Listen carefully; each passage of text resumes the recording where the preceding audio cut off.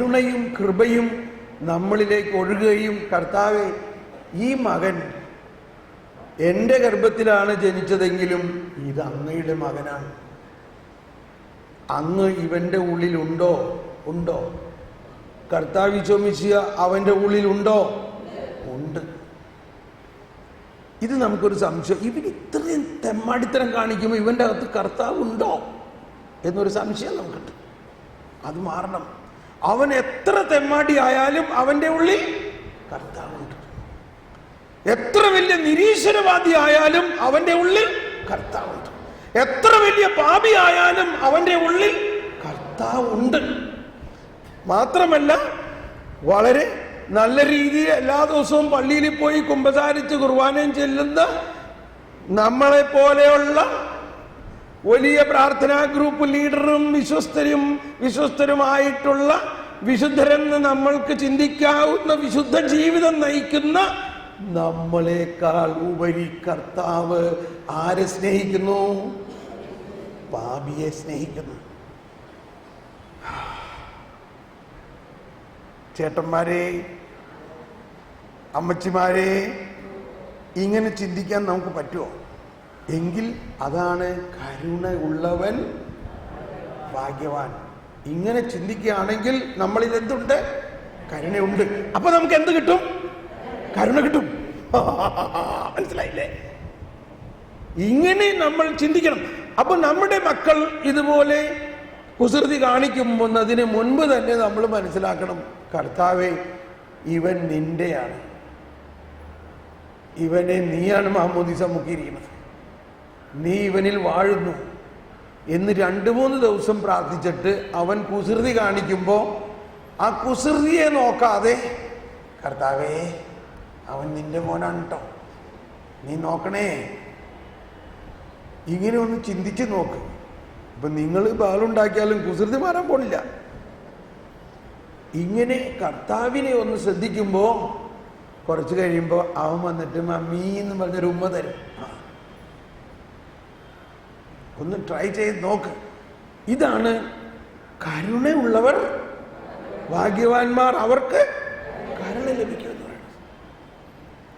ഇപ്പൊ ഈ യേശു ഒരു കർക്കശക്കാരനാണെന്നുള്ള, ദൈവം ഒരു കർക്കശക്കാരനാണെന്നുള്ള ആ ചിത്രത്തെ മാറ്റണം.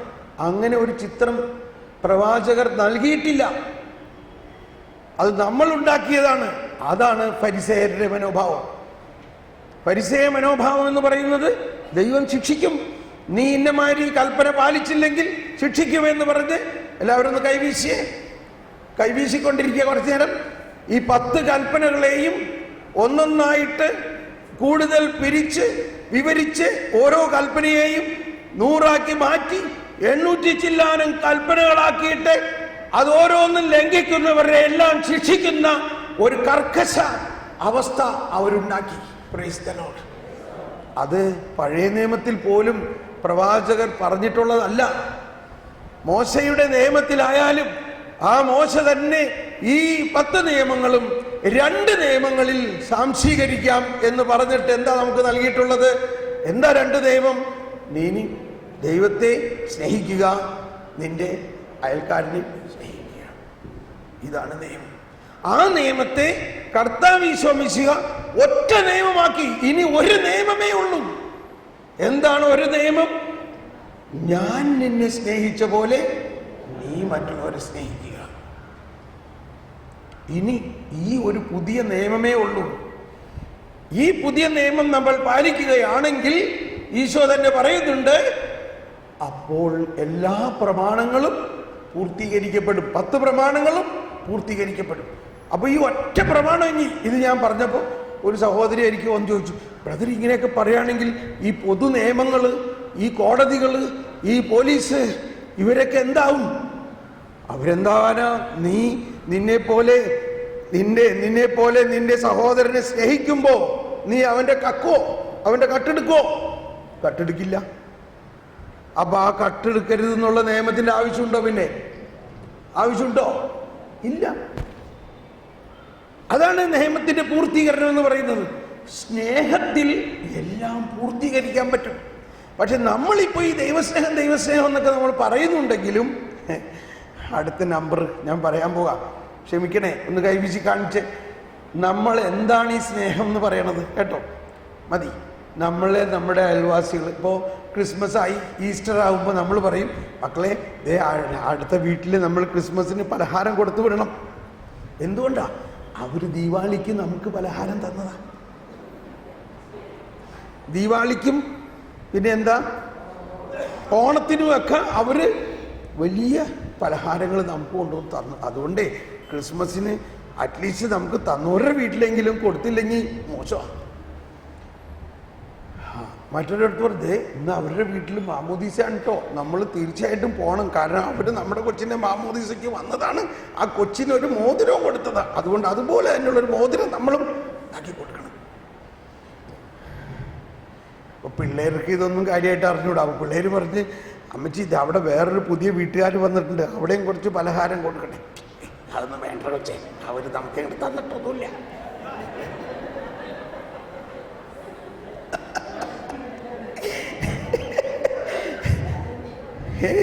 വെറുതെ ആവശ്യമില്ലാത്ത പുതിയ കാര്യമൊന്നും നീ കാട്ടണ്ട.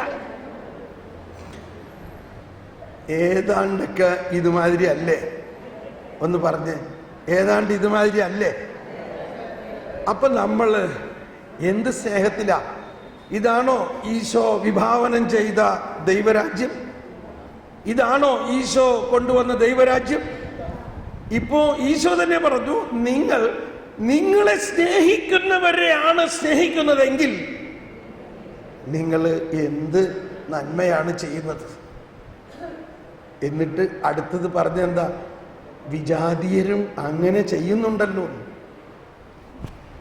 ഞാൻ ഒരു പടി കൂടി പറയാൻ പോവാ. അത് ഈശോ കർത്താവ് പറഞ്ഞില്ല, ഞാൻ പറയാൻ പോവുകയാണ് കേട്ടോ. പട്ടിയെ സൂക്ഷിക്കുക എന്നൊരു ബോർഡ് എഴുതി വെച്ചേക്കണ കാണാം. ചിലപ്പോൾ മഠത്തിലും ഉണ്ടാവും, നല്ല നല്ല വീടുകളിലൊക്കെ ഉണ്ടാവും. എന്തിനാണ് ഈ പട്ടിയെ വളർത്തണേ? ശത്രുക്കളെ സ്നേഹിക്കാൻ, ഇല്ലേ? ശത്രുവിനോടുള്ള സ്നേഹം കൊണ്ടാണ് പട്ടീനെ വളർത്തണേ.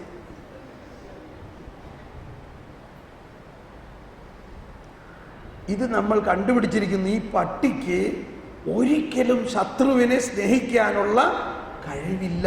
അതുകൊണ്ട് രാത്രിയിൽ ഒരു ശത്രു വരികയാണെങ്കിൽ ഈ പട്ടി അവനെ ശരിയായിക്കൊള്ളും. അത് മുൻകൂട്ടി അറിഞ്ഞിട്ട് നമ്മൾ ഈ പട്ടിയെ വളർത്തിയിരിക്കുകയാണ്. അപ്പോൾ പട്ടിയിലുള്ള ഗുണം എന്താണ്? കഞ്ഞി കൊടുക്കണ, ഭക്ഷണം കൊടുക്കണ ആളെ പട്ടി സ്നേഹിക്കുള്ളൂ. വേറെ ഒരാളെ പട്ടിക്ക് സ്നേഹിക്കാൻ പറ്റില്ല. യജമാനൻ ഭക്ഷണം കൊടുക്കണ യജമാനനെ പട്ടി സ്നേഹിക്കും. പുറത്തൊരാൾ വരികയാണെങ്കിൽ പട്ടിക്ക് സ്നേഹിക്കാൻ പറ്റില്ല. പട്ടിക്ക് സ്നേഹിക്കാൻ പറ്റില്ല. അതാ പട്ടിയുടെ ആത്മാവല്ല, പട്ടിയുടെ അവസ്ഥയാണ്. കാരണം പട്ടിക്ക് ആത്മാവില്ല. പട്ടിക്ക് ആത്മാവില്ല. ബാക്കിയുള്ളത് ഞാൻ പറയണില്ല, നിങ്ങൾ തന്നെ അനുമാനിച്ചോളൂ ഞാൻ എന്താ പറയാൻ വരണെന്നുള്ളത്.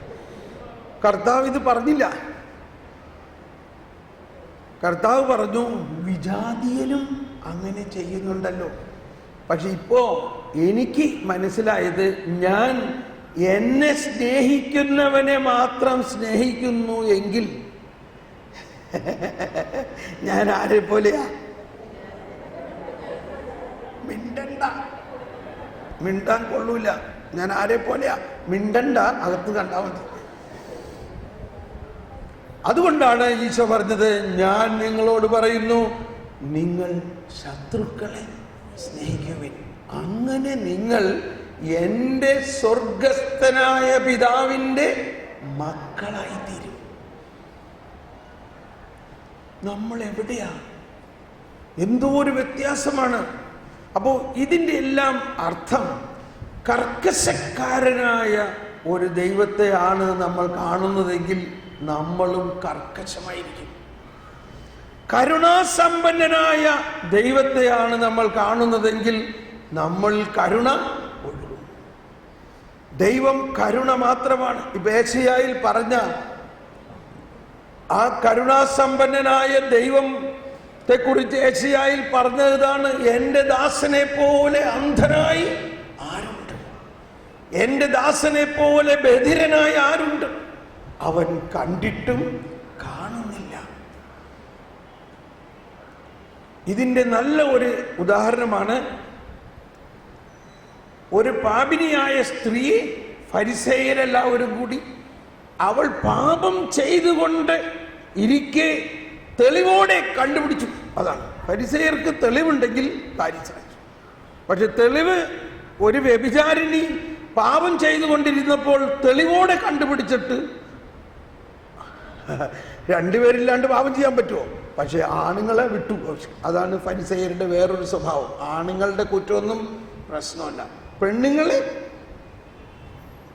പെണ്ണുങ്ങളോടുള്ള മനോഭാവം തന്നെ അവർക്ക് വളരെ വ്യത്യസ്തമായൊരു മനോഭാവമാണ്.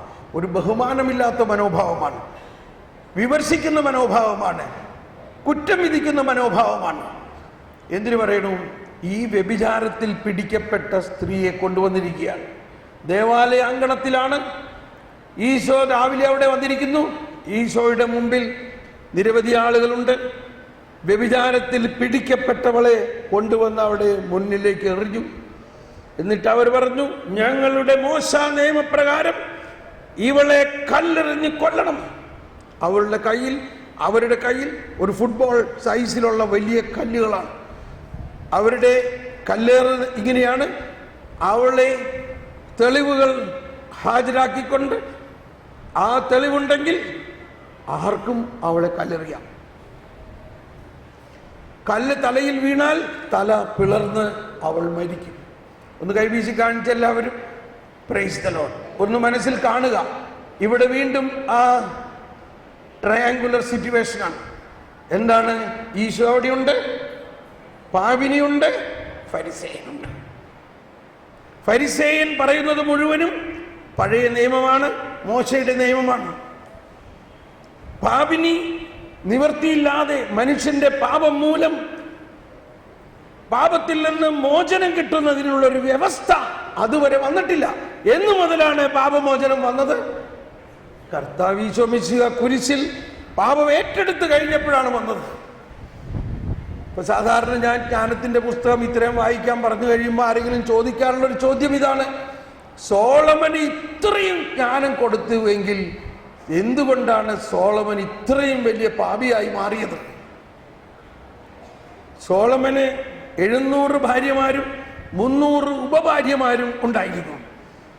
സോളമൻ ആ ഭാര്യമാരുടെ ആരാധനാക്രമങ്ങൾ അനുസരിച്ചൊക്കെ ആരാധിച്ചും വന്നു. അങ്ങനെ പാപം ചെയ്ത മനുഷ്യനായിരുന്നു. അപ്പൊ എന്തുകൊണ്ടാണ് സോളമൻ അത്രയും വലിയ പാപത്തിൽ ജീവിച്ചത്? ആരെങ്കിലും ഉത്തരം പറയാമോ? ഉത്തരം ഞാൻ പറഞ്ഞു കഴിഞ്ഞു. ഇവിടെ എന്താ ഉത്തരം? രക്ഷകൻ ആയ ഈശോ, പാപവിമോചകനായ ഈശോ അതുവരെ വന്നിട്ടുണ്ടായിരുന്നില്ല. ആരിലൂടെ മാത്രമാണ് ഈ പാപം അകറ്റാൻ പറ്റുകയുള്ളൂ? യേശുവിലൂടെ മാത്രമേ പാപം അകറ്റാൻ പറ്റുകയുള്ളൂ. സോളമൻ രാജാവ് മാത്രമല്ല, ദാവീദ് രാജാവ് വരെ പാപം ചെയ്തത്, പാപത്തിൽ വസിച്ചതിൻ്റെയും പഴയ നിയമത്തിൽ എല്ലാവരിലും ഉണ്ടായ പാപത്തിന്റെ കാരണം ഉത്ഭവപാപമാണ്. ആ പാപത്തിന് മോചനം തരാൻ ഉള്ളവൻ ആരാണ്? ഈശോ മിശിഹ. അവൻ വരുന്നേ ഉള്ളൂ.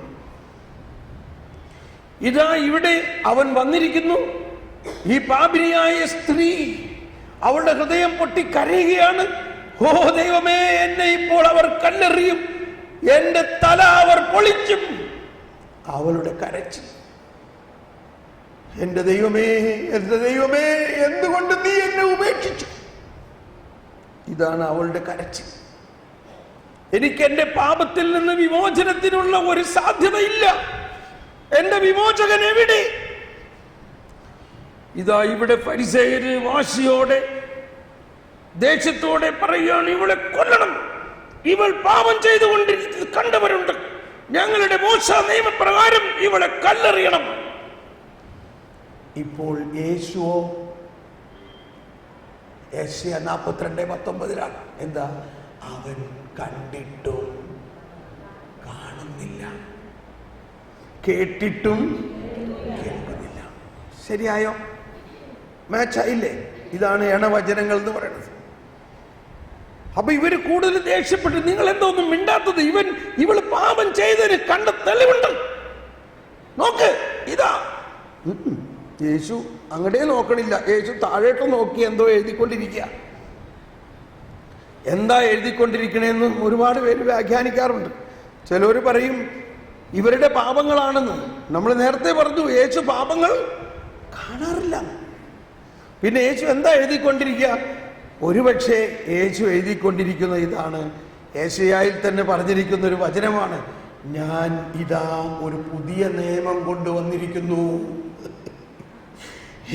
ഞാൻ ഇതാ ഒരു പുതിയ നിയമം കൊണ്ടു. ഇപ്പൊ ഞാൻ ഭാവനയിൽ കാണാൻ ഈ കല്ലെറിയാൻ വന്നവരിങ്ങനെ സൂക്ഷിച്ചു നോക്കി, പിന്നെ എന്താ എഴുതണേ, ഇത് കണ്ടോ, അവൻ എഴുതിയേക്കാണ് ഒരു പുതിയ നിയമം കൊണ്ടുവന്നിരിക്കുന്നു. ഇത് കേട്ടപ്പോ മറ്റുള്ള ഫരിസേയർ കൂടുതൽ ദേഷ്യം, ഞങ്ങൾക്ക് പുതിയ നിയമമൊന്നും വേണ്ട, ഞങ്ങളുടെ മോശ നബി നൽകിയിരിക്കുന്ന ഒരു നിയമമുണ്ട്, ആ നിയമപ്രകാരം ഇവിടെ കൊല്ലണം. കല്ലെറിയാൻ ഇവര് റെഡിയായി, കൊല്ലണം. അപ്പോ ഈശോ പതുക്കനെ പറഞ്ഞു, എന്ത് പറഞ്ഞു? കല്ലെറിഞ്ഞോ, പക്ഷേ നിങ്ങളിൽ പാപം ചെയ്യാത്തവർ ആരെങ്കിലും ഉണ്ടെങ്കിൽ അവർ ആദ്യം അവളെ കല്ലെറിയട്ടെ. ഒന്ന് കൈവീശി എല്ലാവരും. യേശുവേ സ്തോത്രം. എല്ലാവരും ഒന്ന് ഉച്ചത്തിൽ പറഞ്ഞേ, നിങ്ങളിൽ പാപം ചെയ്യാത്തവർ അവളെ ആദ്യം കല്ലെറിയട്ടെ. ഒന്ന് ഉച്ചത്തിൽ പറഞ്ഞേ, നിങ്ങളിൽ പാപം ചെയ്യാത്തവർ അവളെ ആദ്യം കല്ലെറിയട്ടെ. ഒരിക്കൽ കൂടി പറഞ്ഞേ, നിങ്ങളിൽ പാപം ചെയ്യാത്തവർ ഇവളെ ആദ്യം കല്ലെറിയട്ടെ. ഇത് നമ്മൾ ഓർത്തിരിക്കണം, നല്ലതാണ്. കാരണം ഫരിസേയ മനോഭാവം എന്ന് പറഞ്ഞാൽ മറ്റുള്ളവരുടെ പാപം കണ്ടുപിടിക്കാനുള്ള ഒരു വ്യഗ്രതയും, അത് കണ്ടുപിടിച്ചാൽ ഉടനെ, ഇത് നമ്മുടെ പ്രാർത്ഥനാ ഗ്രൂപ്പിലും ഉള്ള കാര്യമാണ് കേട്ടോ, ഇല്ലേ? ക്ഷമിക്കണം, മറ്റുള്ളവരുടെ ആൾ ശരിയല്ല കേട്ടോ, ആള് ശരിയല്ല, അയാളെ ഗ്രൂപ്പിൽ ചേർക്കാൻ പറ്റൂല. അതുകൊണ്ട് നിങ്ങളൊന്ന് ശ്രദ്ധിച്ചേക്കണം. അത് കഴിഞ്ഞാൽ ശ്രദ്ധിക്കാൻ പറഞ്ഞ ആള് എല്ലാ ദിവസവും ഫോൺ ചെയ്യാന്ന് പറയും, ആള് പറഞ്ഞ് ശരിയാണ് കേട്ടോ, അവൾ ശരിയല്ല, അവൻ ശരിയല്ല. ഇപ്പൊ 2 ഫോണാണ് എല്ലാവരുടെ കയ്യിലുള്ളത്, ഇല്ലേ? ഒന്ന് നാഷണലും ഇന്റർനാഷണലും. എല്ലായിടത്തും വിളിച്ച് പറയാണ്, ആ ആള് ശരിയല്ല കേട്ടോ, ആ ആളിങ്ങനെ ചെയ്തുകൊണ്ടിരിക്കണ ഞാൻ കണ്ടതാ. 4 ആളോട് വിളിച്ചു പറഞ്ഞു, ആ ആൾ ഉടനെ എല്ലായിടത്തും വിളിച്ചു പറഞ്ഞു. പിറ്റേ ദിവസം പ്രാർത്ഥനാ ഗ്രൂപ്പിൽ വന്നപ്പോൾ എല്ലാവരും ഇയാളെ നോക്കാണ്. തന്നെ എല്ലാവരും നോക്കണേ, ഓൾറെഡി എല്ലായിടത്തും ന്യൂസ് ആയി കഴിഞ്ഞു ഇയാൾ എന്തോ ഒരു കാര്യം ചെയ്തത്. നമ്മൾ ആരെങ്കിലും ഇത് ഏൽപ്പിച്ചിട്ടുണ്ടോ? ഇങ്ങനെ മറ്റുള്ളവരുടെ പാപത്തെക്കുറിച്ച് നോക്കാൻ നമ്മൾ ആരെങ്കിലും ഏൽപ്പിച്ചിട്ടുണ്ടോ? നമുക്ക് കിട്ടിയിരിക്കുന്നത് പോലീസുകാരന്റെ കുപ്പായമാണോ അതോ കർത്താവ് ഈശോ മിശിഹായുടെ വെള്ളക്കുപ്പായമാണോ? നമ്മളെ ആരും ഏൽപ്പിച്ചിട്ടില്ല, ഒരാളുടെ കുറ്റം നോക്കാൻ. ഇവിടെ ഫരിസേയര് അത് മാത്രമാണ് അവർ നോക്കിക്കൊണ്ട് നടന്നത്. അയാൾ എന്താ ചെയ്യണമെന്ന് നോക്കും, അവൻ ശരിയല്ല, നീ അവൻ്റെ പുറകെ പോ, അവൻ എന്താ ചെയ്യണമെന്ന് കണ്ടുപിടിച്ച് ഉടനെ അറിയിക്ക്, തെളിവുണ്ടാക്കിയാൽ ഉടനെ തട്ടണം.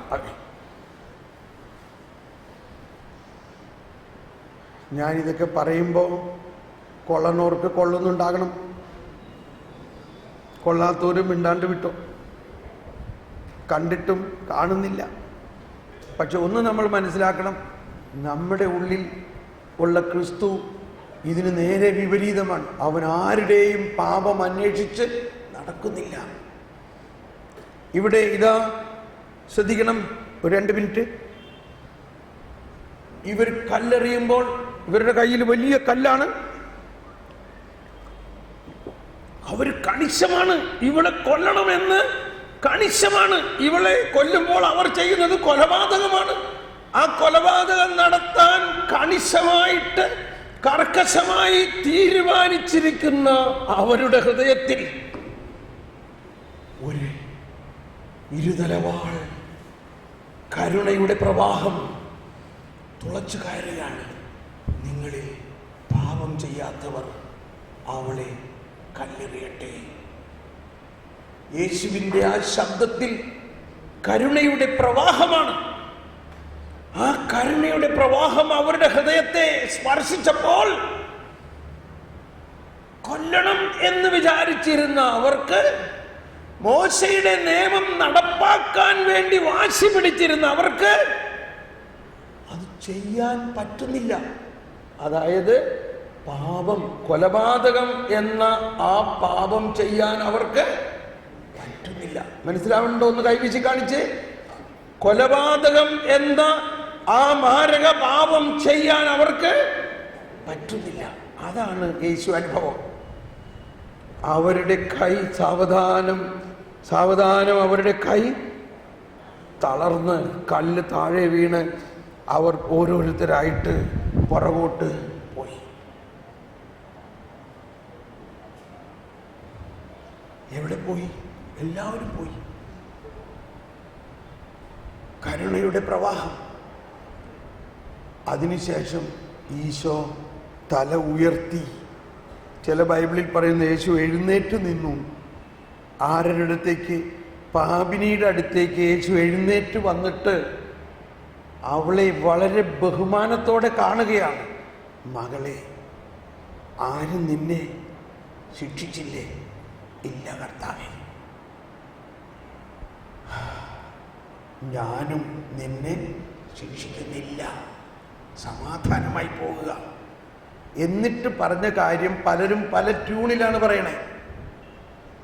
ചിലർ പറയും, പോയിക്കൊള്ളൂ, മേലി പാപം ചെയ്യരുത്, ഇങ്ങനെ പറയും. അങ്ങനെ യേശു പറയാൻ പറ്റില്ല. കാരണം യേശു കരുണയാണ്. ഈശോ ഒരു തളർവാദ രോഗിയുടെ നോക്കിയിട്ട് പറഞ്ഞു, ഞാൻ നിന്നോട് പറയുന്നു, എഴുന്നേറ്റ് കട്ടിലും എടുത്ത് നടക്കുക. തളർവാദ രോഗിക്ക് എണീക്കാൻ വല്ല കഴിവുണ്ടോ? പക്ഷേ യേശു ഇത് പറഞ്ഞപ്പോൾ തളർവാദ രോഗിയിലേക്ക് ശക്തി ഒഴുകി അവൻ കട്ടിലും എടുത്തുകൊണ്ട് നടന്നു. എന്ന പോലെ തന്നെയാണ് ഈശോ, ഇത് ഒരു തളർവാദമാണ്. ഈ പാപം, ഈ തളർന്ന അവസ്ഥയാണ്. നീ മേലിൽ പാപം ചെയ്യരുത് മകളെ എന്ന് പറയുമ്പോൾ യേശു പാപം മോചിപ്പിക്കുകയും മേലിൽ പാപം ചെയ്യാതിരിക്കുന്നതിനുള്ള കൃപ. എന്താണ് കൃപ? കൃപ എന്താണ്? ദൈവീകത മാനുഷികതയിൽ ലയിക്കുന്നതാണ് കൃപ. ആ കൃപ അവൾക്ക് കൊടുക്കുകയാണ്. Praise the Lord. ഇത്രയും മനസ്സിലാക്കിയിട്ട് ചിന്തിക്കുക. ഇപ്പോൾ കർത്താവ് ഈശോ ആരോടെല്ലാം ഇവിടെ കരുണ കാണിച്ചു? പാപിനിയായ അവളോട് മാത്രമല്ല, കൊലപാതകം ചെയ്യാൻ വന്ന ഫരിസേയരോട് കരുണ കാണിക്കുക മാത്രമല്ല, വലിയൊരു സംഭവം ഒന്ന് കൈവീശി കാണിച്ച്. വലിയൊരു സംഭവം ഓർക്കുക ഇവിടെ. ഇത് മനസ്സിലാക്കാൻ സാധിക്കുന്നവർ മനസ്സിലാക്കുക. മനസ്സിലായില്ലെങ്കിൽ 2 ദിവസം കഴിയുമ്പോൾ മനസ്സിലാവും. ഇവിടെ മുൻപ് ഈശോ പറഞ്ഞൊരു വചനം ഓർക്കുക. നിയമവും പ്രവാചകന്മാരും യോഹന്നാൻ വരെയുള്ളൂ. യോഹന്നാൻ വരെയുള്ളൂ നിയമവും പ്രവാചകൻ. അതിനുശേഷം ദൈവരാജ്യം പ്രഘോഷിക്കപ്പെടുന്നു. അതിനുശേഷം യേശുവിന്റെ രാജ്യമാണ്, കരുണയുടെ രാജ്യമാണ്, ക്ഷമയുടെ രാജ്യമാണ്, സ്നേഹത്തിന്റെ രാജ്യമാണ്, ശിക്ഷയുടെ രാജ്യമല്ല. അതിവിടെ സ്ഥാപിതമാകുകയാണ്. മോശയുടെ നിയമപ്രകാരം കണിശമായിട്ട് കൊല്ലേണ്ട, ശിക്ഷ നടപ്പാക്കേണ്ട അത് അവർക്ക് ചെയ്യാൻ പറ്റിയോ? ചെയ്യാൻ പറ്റണില്ല. അതോടെ മോശ നിയമം അവസാനിച്ചു. മോശയുടെ നീതി അവസാനിച്ചു. ഫരിസേയ നീതി അവസാനിച്ചു. അതോടൊപ്പം ആരുടെ നീതി ആരംഭിച്ചു? യേശുവിന്റെ നീതി, ദൈവരാജ്യത്തിന്റെ നീതി ആരംഭിച്ചിരിക്കുന്നു. Praise the Lord. വരുവിൻ, നമുക്ക് മുട്ടുകുത്തി കർത്താവിനെ നമ്മുടെ മധ്യത്തിലേക്ക് ക്ഷണിക്കാം. എഴുന്നള്ളുന്നു, രാജാവ് എഴുന്നള്ളുന്നു എന്ന ഗാനം ആലപിച്ചുകൊണ്ട് നിറച്ചോളൂ. എല്ലാവരും എഴുന്നേറ്റ് നിൽക്കാം.